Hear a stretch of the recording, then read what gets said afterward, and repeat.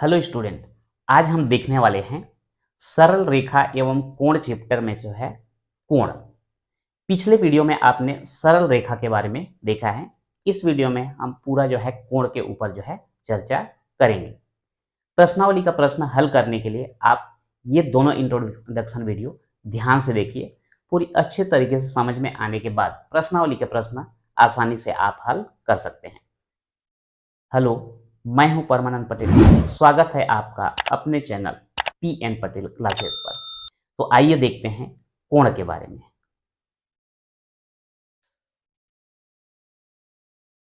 यहां पर जो है सबसे पहला हम जानते हैं कि कोण होता क्या है।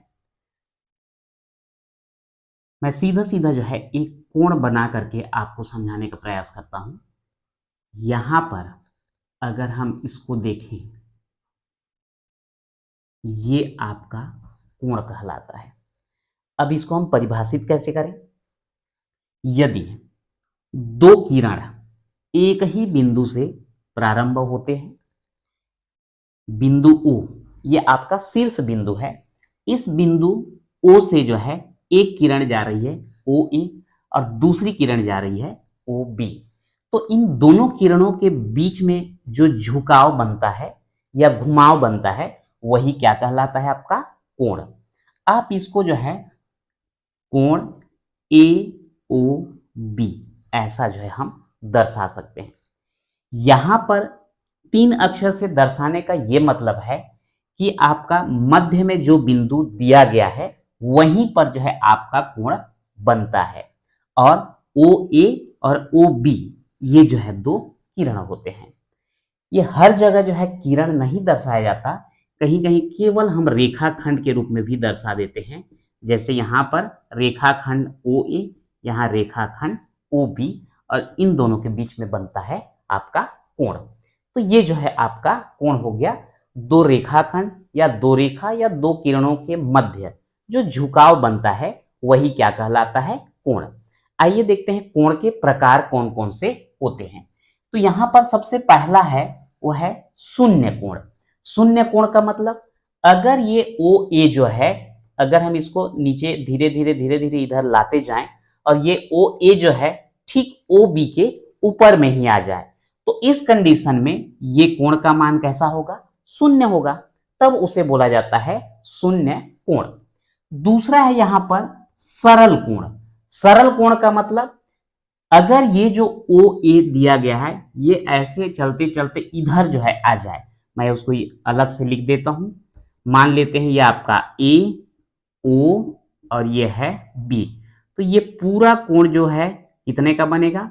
180 अंश का बनता है और इसी को बोला जाता है सरल कोण। तो अब जो है बहुत सारी परिभाषा शून्य कोण और सरल कोण समझने के बाद इनके मध्य में बनते हैं जो आप आसानी से समझ सकते हैं। आइए देखते हैं न्यून कोण। न्यून कोण होता क्या है? वह कोण जिसका मान जो है 0 अंश से अधिक हो पर 90 अंश से कम हो, तो ये क्या कहलाता है? न्यून कोण। मतलब इसका मान जो है 0 अंश और 90 अंश के बीच में होना चाहिए। जैसे कि ये वाला कोण, ये कोण को अगर हम नाप करके लिखें तो 0 अंश से ज्यादा है, 90 अंश से कैसा है? कम है। तो ये क्या कहलाएगा? न्यून कोण। वैसे कोण से संबंधी जो है एक और वीडियो हमारा बना हुआ है जिसमें आप प्लेलिस्ट में जाकर के बेसिक मैथ्स के अंतर्गत देख सकते हैं, या फिर मैं इसको आई बटन में दे दूंगा, आप जाकर के वहां पर भी कोण और कोण के प्रकार को देख सकते हैं।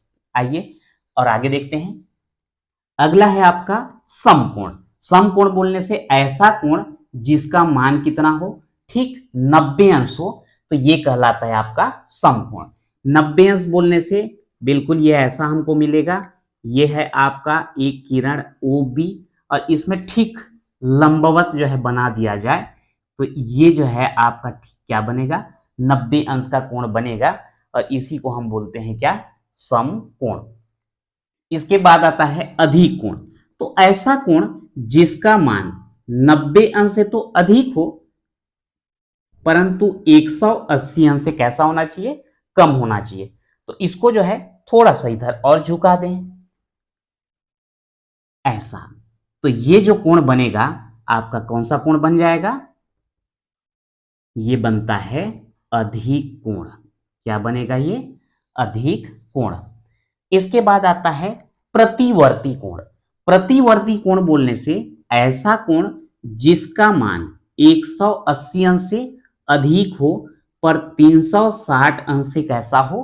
कम हो, प्रतिवर्ती कोण कहलाता है। जैसे मान लो ये जो है आपने एक कोण बना दिया ए ओ बी, यहां पर कितने अंश का कोण बनेगा? 180 अंश का कोण बनेगा। अगर ये जो ओ ए है उसको और इधर नीचे की ओर हम ले आते हैं, जैसे यहां तक हमने ले आया और इसको जो है आप मिटा दीजिए। यहां तक तो 180 हो गया था, ये आगे और बढ़ेगा तो इसका मान जो है 180 से कैसा हो जाएगा? ज्यादा हो जाएगा। तो ये जो कोण बनेगा इसको हम क्या बोलेंगे? प्रतिवर्ती कोण बोलेंगे। लास्ट है यहां पर आपका संपूर्ण कोण। संपूर्ण कोण मतलब मान लेते हैं ये आपका ओ ए है, इसको जो है इतना तक ले आते हैं न्यून कोण, बिल्कुल सीधा ले आते हैं समकोण, और थोड़ा ज्यादा ले जाएं अधिक कोण। बिल्कुल ऐसे ही एक जो है रेखा ले आए 180 अंश, थोड़ा और 180 अंश बोलता हूं जिसको सरल कोण बोलते हैं, और नीचे थोड़ा ले जाएं प्रतिवर्ती कोण, और पूरा एक राउंड अगर घुमा करके फिर वापस वहीं हम पहुंच जाएं तो इस कोण का मान हो जाता है 360 अंश, और इसी को बोला जाता है आपका संपूर्ण कोण।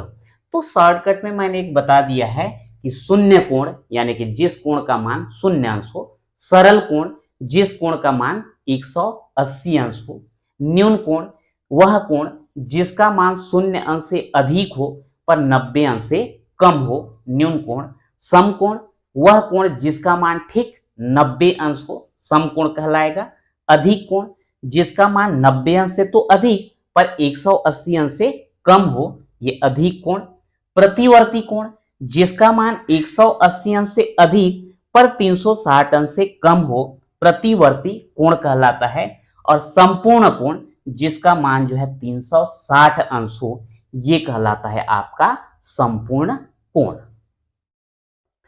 अगला हम देखेंगे आसन्न कोण। ये आसन्न कोण होता क्या है? तो यहां पर जो है डेफिनेशन को मैं पॉइंट वाइज लिख दिया हूं ताकि आपको समझने में आसान हो।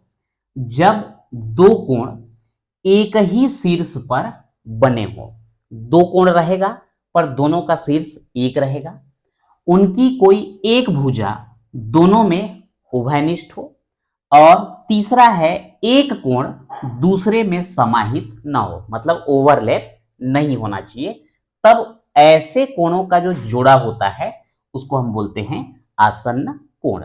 आइए देखते हैं कि ये कहां पर अप्लाई हो रहा है। ये डायग्राम को देखिए, यहां पर जो है बिंदु O पर ही ये कोण बने हैं। कौन कौन से कोण हैं? कोण AOB, जिसको हमने कोण एक का नाम दिया है। दूसरा कोण है कोण BOC, इसको हमने लिख दिया कोण 2। यानी कि यहां पर दो कोण, कोण AOB और कोण BOC, ये दो कोण जो है दिया गया है। अब इसमें जो है ये तीनों पॉइंट को अप्लाई करके देखते हैं कि ये सही है या नहीं। एक ही शीर्ष पर बने हों, तो देखिए यहां पर एक शीर्ष ले लिए हम लोग O, शीर्ष O में ही कोण 1 भी बन रहा है, कोण 2 भी बन रहा है।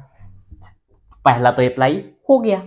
दूसरा, उनकी कोई एक भुजा दोनों में उभयनिष्ठ हो, तो यहां पर अगर हम देखें तो भुजा OB को अगर देखा जाए तो ये जो है कोण AOB में भी आता है और कोण BOC में भी आता है।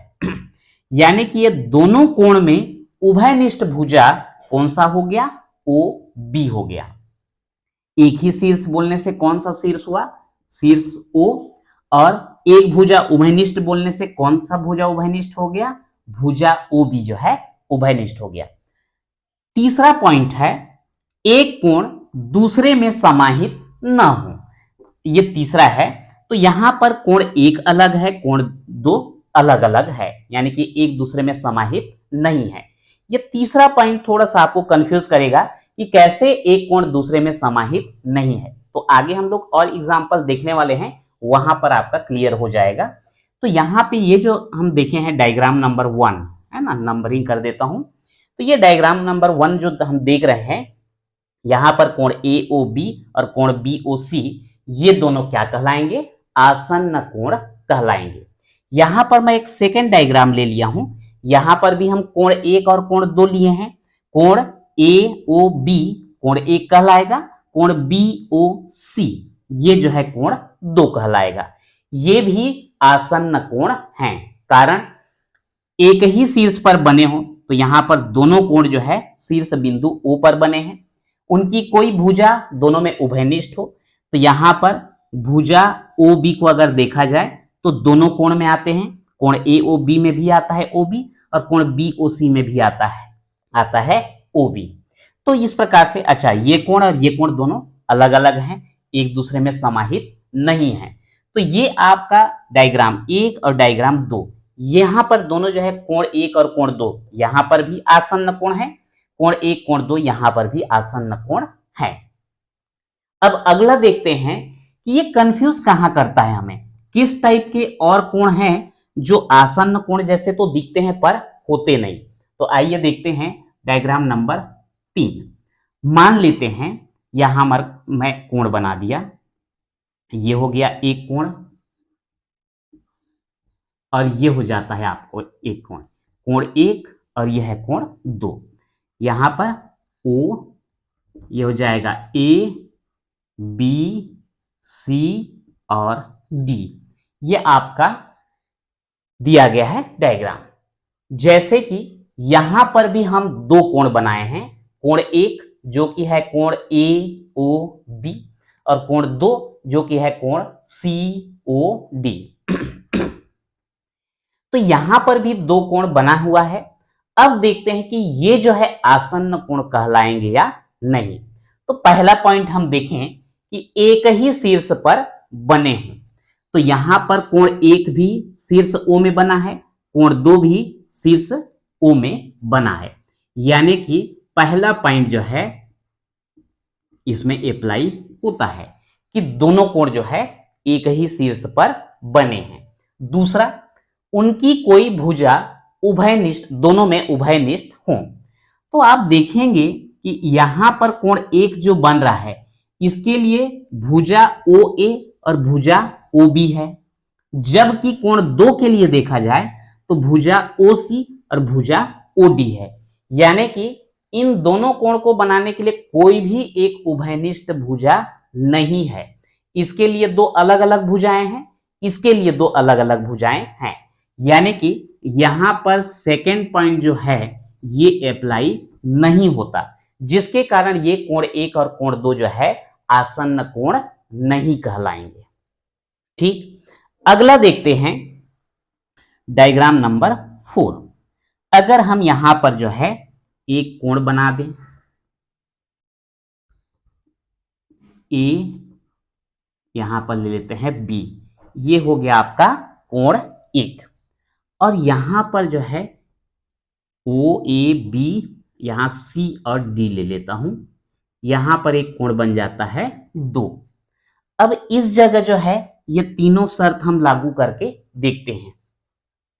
यहां पर जो है तीसरा भी अप्लाई हो रहा है, मैं सॉरी इसको ये नहीं कर पाया, एक कोण दूसरे में समाहित न हो, बिल्कुल दोनों अलग अलग कोण हैं, तो ये भी अप्लाई होता है, लेकिन सेकेंड वाला अप्लाई नहीं होता करके उसको हम आसन्न कोण नहीं माने हैं। अब यहां पर देखिए, पहला शर्त, यहां पर भी कोण 1 और कोण 2 दो कोण बने हैं, ठीक है। तो ये कोण 1 जो है बिंदु O पर बन रहा है, शीर्ष O पर बन रहा है, और कोण 2 जो है कहां पर बन रहा है, C पर बन रहा है। तो क्या दोनों कोण एक ही शीर्ष पर बने हो बोल रहा है, क्या यहां पर लागू होता है? बिल्कुल नहीं। यहां पर कोण 1 जो है शीर्ष O में बना है और एक कोण 2 जो है शीर्ष C में बना है, तो यहां पर पहला ही पॉइंट हमारा कैसा हो जाता है, खत्म, अप्लाई नहीं होता। दूसरा, उनकी कोई भुजा दोनों में उभयनिष्ठ हो। तो यहां पर देखते हैं सेकेंड वाला अप्लाई होगा। कारण ये जो भुजा है, इस भुजा को हम बोल सकते हैं भुजा ओसी, या फिर भुजा सीबी, या फिर भुजा ओबी। तीनों जो है एक ही है। हम इसके पहले सरल रेखा वाले जो है इंट्रोडक्शन वीडियो में हम देख चुके हैं कि ये एक ही रेखा है, उसी के अलग अलग रेखा खंड हैं। कौन कौन से? ओसी, सीबी, ओबी के ही रेखाखंड है। तो यहां पर अगर देखें कोण एक को बनाने के लिए ओसी और कोण दो को बनाने के लिए सीबी। एक्चुअल में ओसी और सीबी किसमें है? ओबी में ही है। इसलिए हम बोल सकते हैं कि इसका एक भुजा कैसा है? उभयनिष्ठ है। तीसरा पॉइंट, एक कोण दूसरे में समाहित न हो। बिल्कुल नहीं है। यहां कोण एक अलग है, कोण दो अलग है, तो ये तीसरा वाला भी अप्लाई होता है। लेकिन यहां पर पहला वाला अप्लाई नहीं हो रहा है, जिसके कारण ये कोण एक और कोण दो को जो है हम आसन्न कोण नहीं बोलेंगे। अगला देखते हैं पांचवा। अब यहां पर भी कोण बना लेते हैं। यह है आपका बिंदु ओ, ये ले लेते हैं ए, बी और सी। ठीक है। अब यहां पर ये वाला कोण ले लिए, कोण एक। ये कौन सा कोण है भाई? कोण बी ओ सी। और अगला कोण जो ले रहे हैं, ये पूरे को ले रहे हैं, ये है आपका कोण दो। मैं बड़ा लिख दे रहा हूं ताकि समझ में आएगा। अब यहां पर ये तीनों पॉइंट को अप्लाई करने की कोशिश करते हैं। पहला, एक ही शीर्ष पर बने हों, तो कोण एक और कोण दो दोनों जो है एक ही शीर्ष बिंदु ऊपर बन रहे हैं, तो पहला वाला तो बिल्कुल लागू होता है। दूसरा वाला देखें कि उनकी कोई भुजा दोनों में उभयनिष्ठ हो। तो यहां पर उभयनिष्ठ बोलने से अगर कोण एक की बात करें बी ओ सी, कोण दो की बात करें ए ओ सी, यानी कि भुजा ओ सी जो है दोनों में उभयनिष्ठ है। वो पहला कोण को बनाने के लिए भी हम ओ सी का इस्तेमाल किए हैं, और यह दूसरा कोण बनाने के लिए भी ओ सी का इस्तेमाल किया गया है। यानी कि एक भुजा जो है दोनों में कैसा है? उभयनिष्ठ है। अब तीसरा पॉइंट देखते हैं, एक कोण दूसरे में समाहित न हो। अब यहां पर जो है तीसरा पॉइंट देखो, ये जो है कोण एक है और ये पूरा जो है कोण दो है। तो ये कोण एक जो है दो के अंदर ही आ जा रहा है। ये पूरा कोण दो है और इसी का आधा भाग, बराबर एकदम आधा नहीं बोल रहा हूं, ये कोण दो के अंदर में ही एक कोण एक बना है। यानी कि कोण एक जो है कोण दो में समाहित हो गया है, उसी के अंदर आ गया है। यानी कि एक कोण दूसरे में समाहित न हो को ये जो है फॉलो नहीं करता है, यानी कि तीसरा पॉइंट लागू नहीं होता, जिसके कारण जो है ये आपका डायग्राम 5 जो दिया गया है वहां पर कोण एक और कोण दो जो है आसन्न कोण नहीं है। एक बार फिर से देखिए, कोण एक तीनों पॉइंट को जो है संतुष्ट करता है। ये चित्र दो, ये भी तीनों पॉइंट को फॉलो करता है, तो ये दोनों क्या कहलाएंगे? आसन्न कोण कहलाएंगे। यहां देखेंगे दूसरा पॉइंट लागू नहीं होता, यहां देखेंगे पहला पॉइंट लागू नहीं होता, यहां देखेंगे तीसरा पॉइंट लागू नहीं होता। तो अब इतने में जो है मेरे ख्याल से आप समझ गए होंगे कि आसन्न कोण जो है किसे कहा जाता है। अब हमें देखना है पूरक कोण और समपूरक कोण, ये होते क्या हैं, आइए देखते हैं। पूरक कोण, जब दो कोणों का योग जो है 90 अंश होना चाहिए। ध्यान देंगे, जब दो कोणों का योग जो है 90 अंश प्राप्त होता है तो वो दोनों कोण एक दूसरे के पूरक कोण कहलाते हैं। यहां पर मैंने कुछ डायग्राम बना के रखा है। यहां पर अगर हम देखें, पहले डायग्राम की बात करें तो यहां पर ये जो है ओ बी के लंबवत यहां पर हमने खींच दिया है ओ ए, तो निश्चित रूप से ये टोटल कितना होने वाला है? 90 अंश। लेकिन यहां पर हमने बीच में एक खींच दिया ओ सी, तो ये नीचे की तरफ का कोण बना 20 अंश, ऊपर की तरफ का 70 अंश। मैं एक अंदाजे से बनाया हूं, आप बनाएंगे तो चांदा की सहायता से बनाएंगे। तो ये 70 अंश और 20 अंश दोनों को अगर हम जोड़ते हैं तो हमको कितना प्राप्त होगा? 90 अंश। तो यहां पर ये 70 अंश और 20 अंश एक दूसरे के पूरक कोण कहलाएंगे। यदि आपको 70 अंश का पूरक कोण ज्ञात करना हो तो 20 अंश मिलेगा, और 20 अंश का पूरक कोण ज्ञात करना हो तो 70 अंश मिलेगा। सेम यहां पर डायग्राम नंबर 2, यहां पर जो है एक 90 अंश का कोण बनाया गया था ये वाला, और इसको 20 से डिवाइड करके 45 अंश हमने बना दिया। तो ये 45 और 45 को जोड़ने से भी हमको कितना मिलेगा? 90 अंश। तो इस 45 अंश का पूरक कोण अगर हम बोलेंगे तो कितना आ जाएगा? 45 अंश। तीसरे डायग्राम में अगर हम देखें तो यहां पर एक कोण है 30 अंश और एक कोण है 60 अंश, दोनों को जोड़ने से हमको मिलता है 90 अंश। तो यहां पर 30 अंश का पूरक कोण 60 अंश कहलाएगा और 60 अंश का पूरक कोण जो है 30 अंश कहलाएगा। जिस प्रकार से पूरक कोण में दो कोणों का योग जो है कितना होना चाहिए? 90 अंश। तो समपूरक कोण में जो है दो कोणों का योग 180 अंश होना चाहिए। अब यहां पर हम देखते हैं, ये एक सरल रेखा हमने खींच दिया, तो ये बिंदु O ले लिया, तो ये बिंदु O में जो टोटल कोण बनने वाला है कितना होगा? 180 अंश। और इस 180 अंश को ऐसा बीच में एक और रेखा हम ले लिए OC, तो दो कोण बन गया, कोण 1 और कोण 2। तो चूंकि इसका मान तो 180 अंश था, तो ये कोण 1 और 2 को अगर हम जोड़ें, कोण 1 और कोण 2 को, तो योग हमको कितना मिलेगा? 180 अंश मिलेगा। तो इनका जो है मान हम ज्ञात कर लेंगे, तो ये पहले वाले कोण का समपूरक कोण दूसरा वाला आएगा, और दूसरे वाले का समपूरक कोण कौन सा आएगा? पहला वाला आएगा।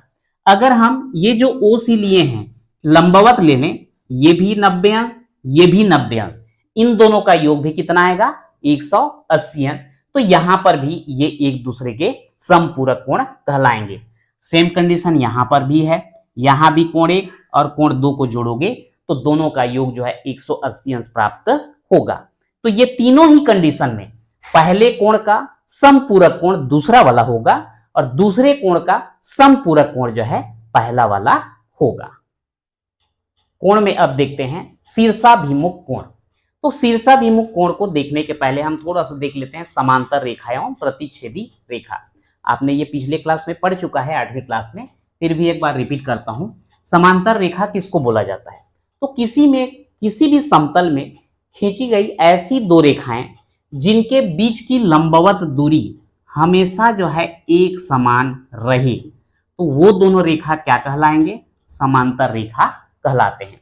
ये आपका व्हाइट बोर्ड जो है एक समतल है, यहां पर हमने दो रेखा खींच दिया, एक है रेखा L और एक है रेखा M।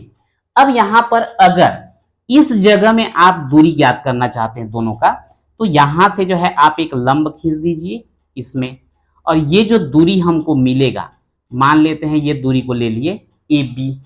वैसे ही एक और बिंदु ले लो, यहां पर भी लंब डाल देते हैं और ये हमको मिल जाता है CD।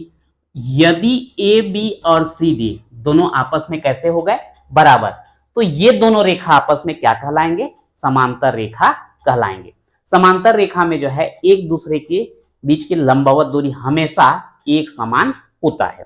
अब इसके बाद देखते हैं प्रतिच्छेदी रेखा। प्रतिच्छेदी रेखा मतलब ऐसी दो रेखाएं, किसी भी समतल में खींची गई ऐसी दो रेखाएं जो एक दूसरे को किसी बिंदु पर प्रतिच्छेद करती है। मान लो ये रेखा L और ये है M, ये दोनों एक दूसरे को कहां पर काट रहे हैं? बिंदु O पर काट रहे हैं, तो ये क्या कहलाएंगे? प्रतिच्छेदी रेखा। मान लो ऐसा रेखा हमको दे दिया जाए, ये L और ये M। अभी फिलहाल ये एक दूसरे को प्रतिच्छेद नहीं कर रहे हैं, पर जैसे ही इसको और आगे बढ़ाओगे तो ये एक दूसरे को प्रतिच्छेद करेंगे। तो यहां पर जब तक ये प्रतिच्छेद नहीं किए हैं, फिर भी इनको हम क्या बोल सकते हैं? प्रतिच्छेदी रेखा बोल सकते हैं, क्योंकि आगे जाकर के वो एक दूसरे को प्रतिच्छेद करेंगे। तो ये जो है आप पढ़ चुके हैं, लेकिन यहां पर यूज होगा करके मैंने एक बार बता दिया। तो शीर्षाभिमुख कोण होता क्या है, आइए देखते हैं। मान लो दो रेखा एक दूसरे को किसी बिंदु में प्रतिच्छेद करते हैं, यह रेखा L और यह रेखा M। ये दोनों एक दूसरे को यहां बिंदु O में जो है प्रतिच्छेद कर रहे हैं। तो ये प्रतिच्छेद बिंदु पर 4 कोण बनेंगे। कौन कौन से? ये हो जाएगा आपका कोण 1, कोण 2, कोण 3 और इधर हो जाएगा कोण 4। तो ये जब दो रेखा एक दूसरे को प्रतिच्छेद करते हैं तो प्रतिच्छेद बिंदु में 4 कोण बनते हैं। इसमें से ये आमने सामने के कोण यानी कि कोण 2 और कोण 4 आपस में बराबर होंगे और ये दोनों आमने सामने के कोण यानी कि कोण 1 और कोण 3 ये दोनों आपस में बराबर होंगे और इन्हीं को बोला जाता है ये शीर्षाभिमुख कोण का पहला जोड़ी और ये जो है शीर्षाभिमुख कोण का दूसरा जोड़ी होगा। तो इस प्रकार से यहां पर जो है हमने कोण के बारे में जो है 9th क्लास में जितना भी यूज होने वाला है वो सभी के बारे में जो है हम देख चुके हैं। अगले वीडियो में जो है हम प्रश्नावली के प्रश्न जो है कवर करेंगे। तो आज के वीडियो में इतना ही, मिलते हैं नेक्स्ट वीडियो में।